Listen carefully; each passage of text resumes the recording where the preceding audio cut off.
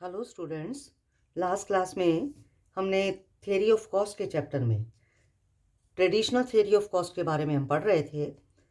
लागत के परंपरावादी सिद्धांत के बारे में हम पढ़ रहे थे और ट्रेडिशनल थ्योरी ऑफ कॉस्ट में हमने पढ़ा था कि लागतें यानी कि कॉस्ट तीन प्रकार की होती हैं। कौन कौन सी कॉस्ट होती है? शॉर्ट टर्म कॉस्ट होती है और लॉन्ग टर्म कॉस्ट होती है। और आपको मैंने बताया था कि शॉर्ट टर्म कॉस्ट, जिसको हम अल्पकालीन लागतें कहते हैं, ये शॉर्ट टर्म कॉस्ट तीन प्रकार की होती है। पहला इसमें टोटल कॉस्ट है, दूसरा एवरेज कॉस्ट है और तीसरा मार्जिनल कॉस्ट है, यानी कि कुल लागत, औसत लागत और सीमांत लागत। हमने टोटल कॉस्ट यानी कि कुल लागत के बारे में हमने पढ़ा कि टोटल कॉस्ट क्या होती है। एवरेज कॉस्ट के बारे में, औसत लागत के बारे में पढ़ा, औसत लागत क्या होती है। इतना हमने लास्ट क्लास में पढ़ा था। तो आज हमने पढ़ना है कि ये जो हमारी एवरेज कॉस्ट है यानी कि अल्पकालीन औसत लागत है, ये यू शेप की क्यों होती है, इसके बारे में हमने पढ़ना है। तो लास्ट क्लास में हमने पढ़ा था कि ये जो एवरेज कॉस्ट होती है ये यू शेप की होती है, ये यू शेप बन रही है। ठीक है, तो ये एवरेज कॉस्ट जो यू शेप में बन रही है, ये यू शेप में क्यों होती है, इसके क्या कारण है, क्या रीजंस है, ये हमने पढ़ना है। तो इसके दो कारण है यू शेप के होने के। ये हमारा हेडिंग है कि अल्पकालीन औसत लागत वक्र यू आकार की क्यों होती है। Why is short run average cost curve U shaped. इसके दो कारण हैं। दो कारण में पहला कारण आता है औसत स्थिर लागत और औसत परिवर्तनशील लागत की अंतरक्रिया, interaction of average fix cost and average variable cost. यानी कि एवरेज फिक्स कॉस्ट और एवरेज वेरिएबल कॉस्ट की अंतर की क्रिया की वजह से, इसके इंटरेक्शन की वजह से ये जो हमारा एवरेज कॉस्ट कर्व है ये यू शेप का बनता है।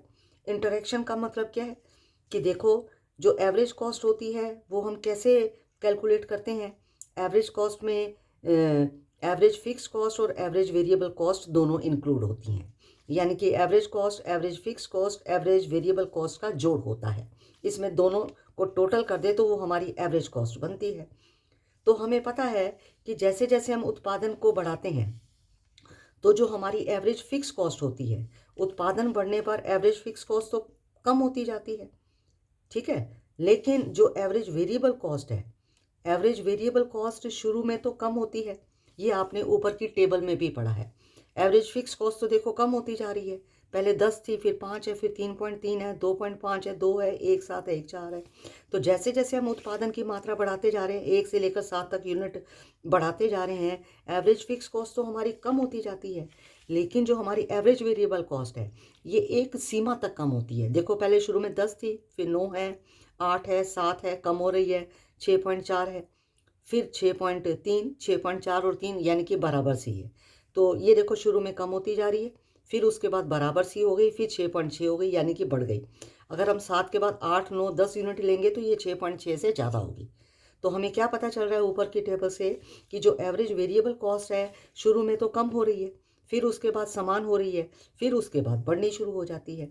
ठीक है, तो इसी कारण से क्या होता है कि ये जो हमारा एवरेज कॉस्ट कर्व है, ये शुरू में ये एवरेज कॉस्ट कर्व नीचे की तरफ आ रहा है क्योंकि हमारी उत्पादन बढ़ने पर लागत कम हो रही है, तो ये एवरेज कॉस्ट कर्व नीचे की तरफ आ गया। फिर हमारी जो लागत है, आप एवरेज कॉस्ट देखो दोनों बराबर हो गई, इन average cost average fix cost का टोटल कर दो तो 8 8 आ गई, बराबर हो गई, तो ये आपका कांस्टेंट हो गया। ठीक है, और फिर उसके बाद लागतें बढ़नी शुरू हो जाती हैं तो ये ऊपर की तरफ चला जाता है। ठीक है, तो एवरेज कॉस्ट का यू शेप का क्यों होता है? क्योंकि average cost, average fix cost, average variable cost का जोड़ होता है। फिक्स कॉस्ट तो उत्पादन की मात्रा के बढ़ने के साथ साथ कम होती जाती है, लेकिन वेरिएबल जो कॉस्ट है शुरू में कम होती है, फिर समान हो जाती है, फिर बढ़नी शुरू हो जाती है। इस वजह से क्या होता है, जो एवरेज कॉस्ट है वो ऊपर की तरफ चला जाता है। तो एवरेज कॉस्ट के यू शेप होने का पहला कारण ये है। अब दूसरा कारण क्या है? दूसरा कारण है घटते बढ़ते अनुपात के नियम का आधार, यानी कि basis of law of variable proportion. ये जो एवरेज कॉस्ट कर्व है ये यू शेप का इसलिए भी हो जाता है क्योंकि शॉर्ट पीरियड में जब हम फिक्स्ड फैक्टर के साथ वेरिएबल फैक्टर लगाकर प्रोडक्शन करते हैं तो घटते बढ़ते अनुपात का नियम लागू होता है। क्या बताया कि जब हम अल्पकाल में फिक्स्ड फैक्टर के साथ वेरिएबल फैक्टर लगाकर हम उत्पादन करने की कोशिश करते हैं तो तो लॉ ऑफ वेरिएबल प्रोपोर्शन, घटते बढ़ते अनुपात का नियम लागू होता है। ठीक है, आपको पता है कि घटते बढ़ते अनुपात के नियम यानी कि लॉ ऑफ वेरिएबल प्रोपोर्शन में उत्पादन का एक साधन, जैसे आपने लॉ ऑफ वेरिएबल प्रोपोर्शन पढ़ा था, घटते बढ़ते अनुपात का नियम पढ़ा था, उत्पादन का एक साधन भूमि, लैंड हमने फिक्स ले ली, मान लो लैंड हमने 1 हेक्टेयर या 2 हेक्टेयर ले ली, लेकिन उस 2 हेक्टेयर लैंड के ऊपर हम श्रमिकों की संख्या बढ़ाते जाते हैं, लेबर का नंबर बढ़ाते जाते हैं, एक वर्कर लगाया, 2 3 4 हम बढ़ाते जा रहे हैं, लेकिन लैंड तो हमारी 2 हेक्टेयर ही है, उसको तो हम नहीं बढ़ा रहे हैं। तो ऐसी सिचुएशन में अगर ऐसा हो कि हम उत्पादन के एक साधन की मात्रा को तो बढ़ा रहे हैं और बाकी साधनों को हम स्थिर रख रहे हैं, लेबर का नंबर तो बढ़ा रहे हैं, लेकिन हम लैंड की मात्रा को फिक्स रख रहे हैं, तो ऐसी सिचुएशन में शॉर्ट पीरियड में law of variable proportion implement होता है, लागू होता है। तो जब law of variable proportion implement होता है तो शुरू में बढ़ते प्रतिफल का नियम लागू होता है, increasing returns to cost, increasing returns to factor apply होता है, बढ़ते प्रतिफल का नियम लागू होता है, यानी कि उत्पादन बढ़ाने पर शुरू में तो लागत कम होती है। ठीक है, क्यों उत्पादन बढ़ाने पर लागत कम होती है? क्योंकि शुरू में हमें पैमाने की बचतें प्राप्त होती हैं, हमें हमें इकोनॉमीज़ ऑफ स्केल प्राप्त होती हैं, पैमाने की बचतें प्राप्त होती हैं, फिर हमारा उत्पादन समान हो जाता है, यानी कि पैमाने की बचतें हमें प्राप्त नहीं होती हैं और फिर भी हम भूमि की मात्रा को बढ़ाए बिना श्रमिकों की संख्या को बढ़ाते हैं तो घटते प्रतिफल का नियम लागू होना शुरू हो जाता है, यानी कि डिक्रीजिंग रिटर्न्स टू फैक्टर लागू होना शुरू हो जाता है। ठीक है, तो इस कारण से जो एवरेज कॉस्ट कर्व है वो ऊपर की ओर हो जाता है। तो हमें क्या पता चला? एवरेज कॉस्ट कर्व के ऊपर की ओर, पहले नीचे की ओर हो रहा है, फिर कांस्टेंट, फिर समान हो गया, फिर ऊपर की ओर हो रहा है। इसके 2 रीज़न है, एक law of variable proportion implement होता है और दूसरा कि ये जो एवरेज कॉस्ट है, ये एवरेज कॉस्ट फिक्स कॉस्ट और वेरिएबल कॉस्ट का टोटल होता है। ठीक है, इस वजह से हमारा एवरेज कॉस्ट कर्व ऊपर की तरफ चला जाता है। तो short term average cost curve U shape का क्यों होता है ये हमने पढ़ लिया, इम्पॉर्टेंट है। अब उसके बाद जो नेक्स्ट हमने हेडिंग पढ़ना है, नेक्स्ट हेडिंग हमने पढ़ना है मार्जिनल कॉस्ट के बारे में। नेक्स्ट हेडिंग हम जो पढ़ रहे हैं वो क्या है? मार्जिनल कॉस्ट के बारे में पढ़ रहे हैं। ये मार्जिनल कॉस्ट क्या होती है? मैंने आपको बताया कि ट्रेडिशनल थ्योरी में लागतों को 3 भागों में बांटा गया है, टोटल कॉस्ट, एवरेज कॉस्ट और मार्जिनल कॉस्ट। टोटल कॉस्ट के बारे में हमने पढ़ लिया, एवरेज कॉस्ट के बारे में पढ़ लिया और average cost curve U shape की क्यों होती है वो हमने पढ़ लिया। और अब हमने तीसरी कॉस्ट पढ़नी है मार्जिनल कॉस्ट, जिसको हम कहते हैं सीमांत लागत। सीमांत लागत क्या होती है? किसी वस्तु की एक अतिरिक्त इकाई का उत्पादन करने पर लागत में जो अंतर आता है उसे सीमांत लागत कहते हैं। क्या बताया? किसी वस्तु की एक अतिरिक्त इकाई का उत्पादन करने पर लागत में जो अंतर आता है उसे हम क्या कहते हैं? सीमांत लागत कहते हैं। यानी कि एक एडिशनल यूनिट को प्रोड्यूस करने की जो कॉस्ट होती है वो मार्जिनल कॉस्ट कहलाती है। एमसी का मतलब है मार्जिनल कॉस्ट, किसके बराबर है? टोटल कॉस्ट ऑफ एन का मतलब है nth commodity minus total cost of n minus 1 commodity. मान लो हमने n को 10 मान लिया, 10 यूनिट का प्रोडक्शन कर रहे हैं। अगर हम 10 यूनिट का प्रोडक्शन करते हैं तो टोटल कॉस्ट आती है मान लो 50 रुपये। ठीक है, 10 में से total cost of an commodity, n unit का प्रोडक्शन कॉस्ट करते हैं तो टोटल कॉस्ट हमारी आती है 50 रुपये, ये 50 रुपये आ रही है। और 1 यूनिट कम प्रोड्यूस करें, यानी कि n 10 में से 1 हमने कम कर दिया, 9 यूनिट का प्रोडक्शन करते हैं। अगर हम 9 यूनिट का प्रोडक्शन करते हैं तो टोटल कॉस्ट हमारी मान लो आती है 47 रुपीज़। ठीक है, तो ये आ गई हमारी कितनी? 47 रुपीज़। तो 10 यूनिट को प्रोड्यूस करने की टोटल कॉस्ट और 9 यूनिट को प्रोड्यूस करने की कॉस्ट, इन दोनों का जो डिफरेंस हो गया 3 रुपये। तो इसका मतलब है एक एडिशनल यूनिट को, 10वें यूनिट को प्रोड्यूस करने की जो कॉस्ट आई है वो हमारी क्या आ रही है? सिर्फ 3 रुपये आ रही है। ये हमारी मार्जिनल कॉस्ट कहलाएगी। ठीक है, तो मार्जिनल कॉस्ट को हम टेबल से समझ रहे हैं कैसे होती है मार्जिनल कॉस्ट। मान लो ये यूनिट है, 1 से 7 यूनिट का हम प्रोडक्शन कर रहे हैं, टोटल कॉस्ट कितनी आ रही है? टोटल कॉस्ट 1 यूनिट का प्रोडक्शन किया, टोटल कॉस्ट 20 है, 2 का किया 28 है, यानी कि 8 बढ़ गई, 3 का किया तो 34 है, यानी कि 6 और बढ़ गई, 4 का किया तो 38 है, यानी कि 4 और बढ़ गई, यानी कि टोटल कॉस्ट शुरू में बढ़ रही है लेकिन घटती दर से बढ़ रही है। पहले 8, फिर 6, फिर 4, फिर 5वां किया तो 4 ही बढ़ रही है, फिर 4, ठीक है, फिर 6वां किया तो कितनी बढ़ रही है, 6वां किया तो हमारी कितनी बढ़ी, अब ये समान हुई, यानी कि 4 ही बढ़ी है, फिर 6वां किया तो फिर 8 बढ़ी है, ठीक है, 6वां किया तो फिर हमारी 8 बढ़ रही है। फिर हमने जब 7वां किया तो हमारी ये कितनी है, ये हमारी आ रही है 7, यानी कि 6 बढ़ा, 6 के बाद फिर 8 बढ़ाएँ तो 56 हो गया। तो कहने का मतलब है मार्जिनल कॉस्ट पहले हर एडिशनल यूनिट को प्रोड्यूस करने पर मार्जिनल कॉस्ट जो हमारी है, ये मार्जिनल कॉस्ट हमारी पहले बढ़ रही है, लेकिन घटती दर से बढ़ रही है, यहाँ तक घटती दर से बढ़ रही है, फिर समान यानी कि 4 ही बढ़ी, फिर बढ़ती दर से बढ़ रही है। मार्जिनल कॉस्ट देखो पहला 20 है टोटल कॉस्ट, इससे ऊपर हमारे पास कोई भी यूनिट नहीं है तो मार्जिनल कॉस्ट 20 ही रहेगी, क्योंकि इससे ऊपर हमारे पास कोई यूनिट नहीं है, तो इसको 20 ही लिखना है।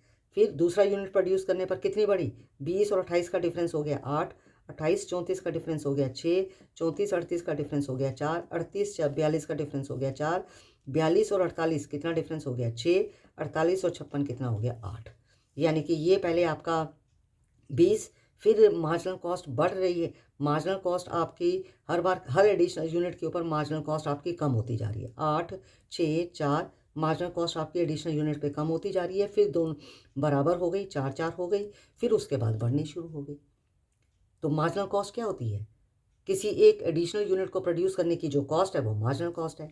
1 और 2 का डिफरेंस ये मार्जिनल कॉस्ट है 8, 2 और 3 का डिफरेंस ये आपकी 6, 4 और 5 का डिफरेंस, 3 और 4 का डिफरेंस आपकी 4, 4 5 का डिफरेंस ये आपकी मार्जिनल कॉस्ट है। अब उसके बाद ये जो मार्जिनल कॉस्ट है ना, ये भी यू शेप की ही होती है, ये हमने यू शेप की बनाया, एक्स एक्सिस पर क्वांटिटी है, वाई एक्सिस पे मार्जिनल कॉस्ट है। ये यू शेप की क्या है, कैसे है, जैसे पहले पे 20 है, फिर 8 है, फिर 6 है, यानी कि शुरू में मार्जिनल कॉस्ट कम होती जा रही है, एक पॉइंट पे आके 4 4 बराबर हो गई, यहाँ पर आपकी आपकी बराबर हो गई, ठीक है, उसके बाद ये बढ़नी शुरू हो गई।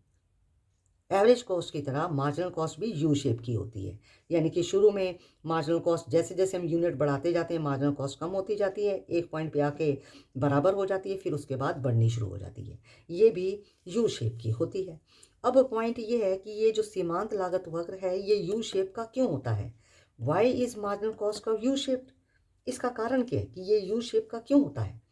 उसका कारण ये है कि जब हम शुरू में प्रोडक्शन बढ़ाते हैं तो टोटल कॉस्ट और वेरिएबल कॉस्ट जो होती है वो शुरू में टोटल कॉस्ट और वेरिएबल कॉस्ट शुरू में क्या होती है, कम होती है, ठीक है, शुरू में टोटल कॉस्ट वेरिएबल कॉस्ट कम होती है, ठीक है, और कम होती है, और जब टोटल कॉस्ट और वेरिएबल कॉस्ट कम होती है और फिर उसके बाद ये बढ़ने फिर समान हो जाती है और फिर उसके बाद बढ़ने लग जाती है, ठीक है, टोटल कॉस्ट वेरिएबल कॉस्ट शुरू में कम होती है, ठीक है, और फिर उसके बाद ये यहाँ पर आके समान हो गई, उसके बाद बढ़ने लग गई है, ठीक है, इस वजह से ये शेप जो होती है ये यू शेप होती है, ठीक है, तो ये इसका क्या है, कारण है, मार्जिनल कॉस्ट जो है ये हमारी यू शेप में क्यों होती है। अब उसके बाद जो नेक्स्ट हेडिंग हमें पढ़ना है, नेक्स्ट हेडिंग हमने पढ़ना है, इसके ऊपर क्वेश्चन भी आ जाता है कि औसत लागत और सीमांत लागत के बीच में क्या संबंध है, relation between average cost and marginal cost, इन दोनों के बीच में क्या रिलेशन।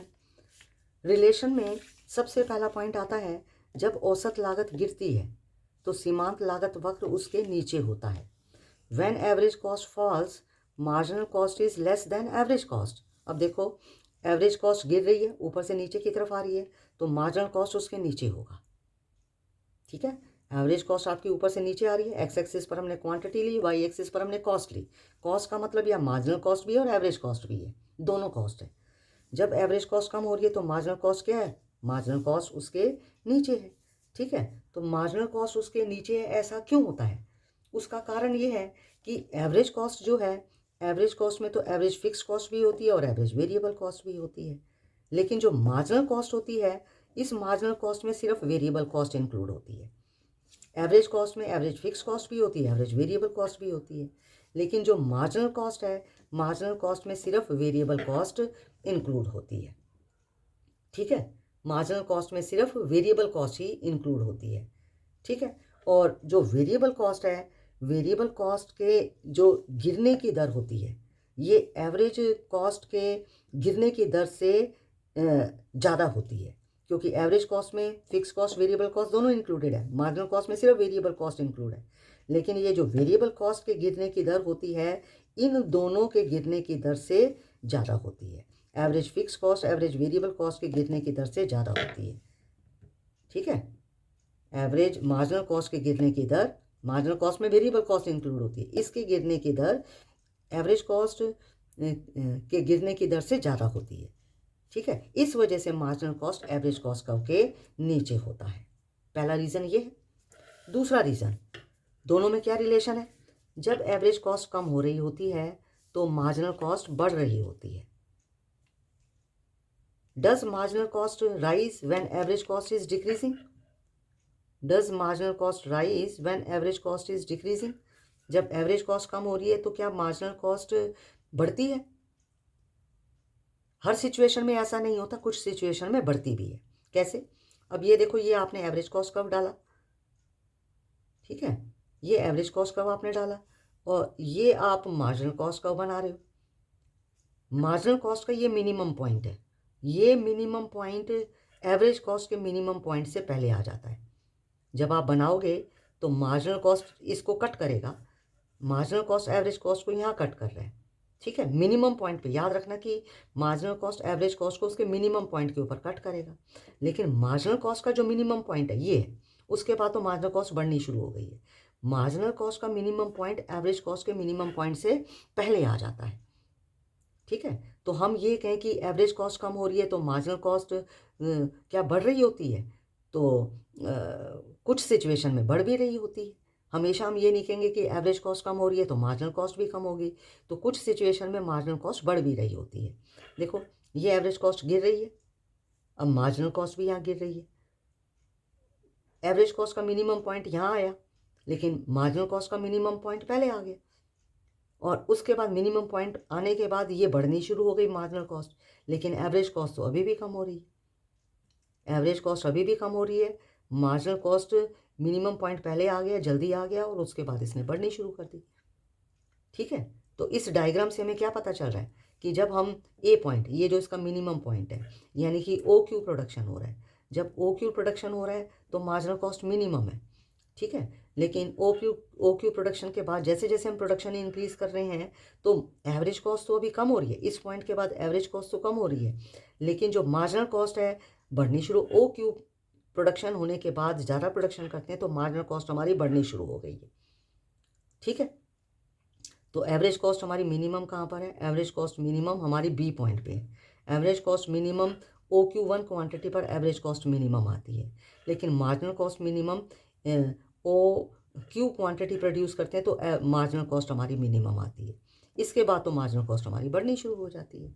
तो हम ये कहेंगे कि जब एवरेज कॉस्ट कम हो रही है तो मार्जिनल कॉस्ट कुछ सिचुएशन में बढ़ भी सकती है। ये अभी भी कम हो रही है, लेकिन इसका मिनिमम पॉइंट पहले आ गया, उसके बाद इसने बढ़ना शुरू कर दिया है। तो हर सिचुएशन में ऐसा नहीं होता, कुछ सिचुएशन में ऐसा भी होता है कि एवरेज कॉस्ट कम हो रही है और मार्जिनल कॉस्ट बढ़ रही है। ये कुछ सिचुएशन में ऐसा होता है। उसके बाद नेक्स्ट पॉइंट हमारा आता है, हाँ जी, नेक्स्ट पॉइंट इसमें हमारा आता है दूसरा पॉइंट, जब एवरेज कॉस्ट बढ़ती है तो एवरेज कॉस्ट की तुलना में मार्जिनल कॉस्ट अधिक होती है। जब एवरेज कॉस्ट बढ़ती है तो एवरेज कॉस्ट की तुलना में मार्जिनल कॉस्ट क्या होती है? एवरेज कॉस्ट की तुलना में मार्जिनल कॉस्ट अधिक होती है। When average cost rises marginal cost is greater than average cost. अब ये देखो, उल्टा बनाना है, एवरेज कॉस्ट ऊपर की तरफ हो गया, मार्जिनल कॉस्ट भी ऊपर की तरफ हो गया। जब एवरेज कॉस्ट बढ़ रही है तो मार्जिनल कॉस्ट उसके ऊपर होती है। अब इसका क्या कारण है कि जब एवरेज कॉस्ट बढ़ रही है तो मार्जिनल कॉस्ट उसके ऊपर होती है? उसका कारण क्या है? लॉ ऑफ डिमिनिशिंग रिटर्न्स, यानी कि घटते प्रतिफल के नियम के लागू होने की वजह से ऐसा होता है कि जब एवरेज कॉस्ट बढ़ रही है तो मार्जिनल कॉस्ट उसके ऊपर होती है। लॉ ऑफ डिमिनिशिंग रिटर्न यानी कि घटते प्रतिफल के नियम के लागू होने की वजह से ऐसा होता है। उसके बाद तीसरा पॉइंट आता है, सीमांत लागत वक्र औसत लागत वक्र को उसके न्यूनतम बिंदु पर काटता है। सीमांत लागत वक्र औसत लागत वक्र को उसके न्यूनतम बिंदु पर काटता है। Marginal cost cut average cost at its lowest point. Marginal cost average cost को उसके मिनिमम बिंदु पे काटता है। ठीक है, कैसे? ये आपने एवरेज कॉस्ट का बनाया, ठीक है। उसके नीचे आपने बनाया एवरेज वेरिएबल कॉस्ट। अब याद रखना है, इसको मार्जिनल कॉस्ट कट कर रहा है। Marginal cost, average variable cost को मिनिमम पॉइंट के ऊपर कट करेगा, ठीक है। और एवरेज वेरिएबल कॉस्ट का मिनिमम पॉइंट, एवरेज कॉस्ट के मिनिमम पॉइंट से पहले आ जाएगा। देखो मैं दोबारा आपको डायग्राम बना के दिखा रही हूँ किस तरह से ये डायग्राम बनेगा।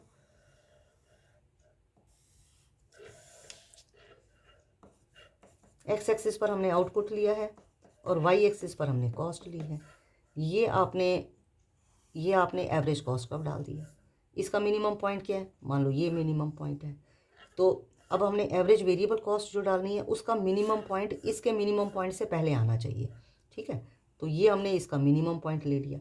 ये आपकी इस तरह से शेप आएगी एवरेज वेरिएबल कॉस्ट, यानी कि पहले ये गैप ज़्यादा है, धीरे धीरे ये गैप कम होता जाएगा, ठीक है। इसका ये मिनिमम पॉइंट है, समझ आ गई।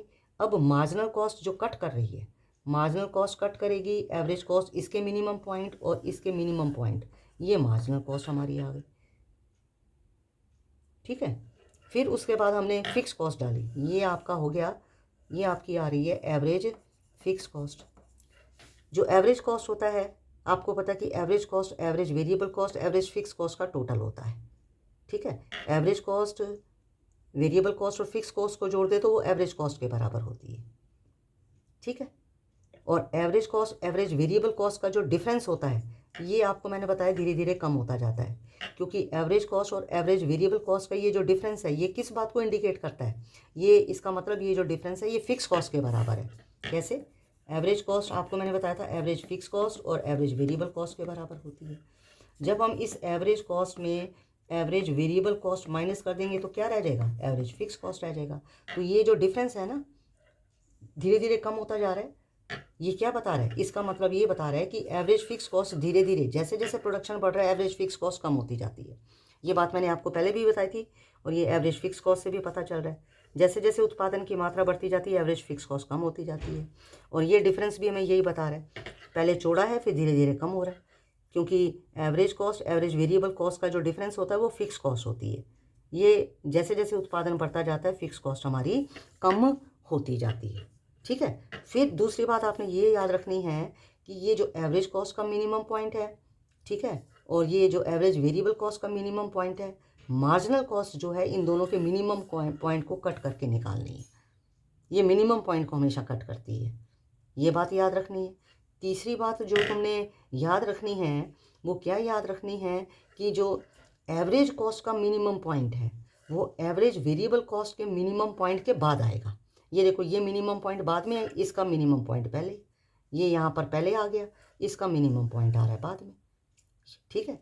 तो ये बात को ध्यान में रखकर आपने डायग्राम बनाना है।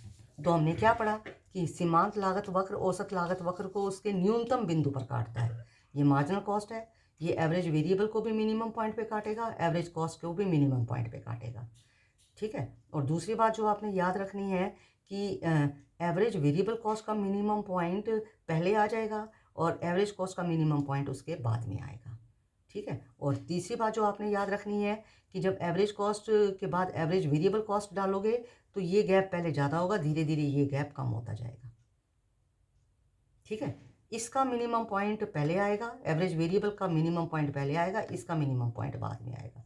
इसको ध्यान में रखकर आपने डायग्राम ड्रॉ करना है। और एवरेज फिक्स कॉस्ट जैसे जैसे उत्पादन बढ़ता जाता है ये कम होती जाती है। ये इनके रिलेशनशिप एवरेज कॉस्ट और मार्जिनल कॉस्ट में रिलेशनशिप के पॉइंट थे। इसके साथ ये हमारा क्वेश्चन, ये हमारा हेडिंग कंप्लीट हो गया और इसके ऊपर क्वेश्चन भी आ जाता है, वो भी हमारा कंप्लीट हो गया। इतने डायग्राम की आपने प्रैक्टिस करनी है।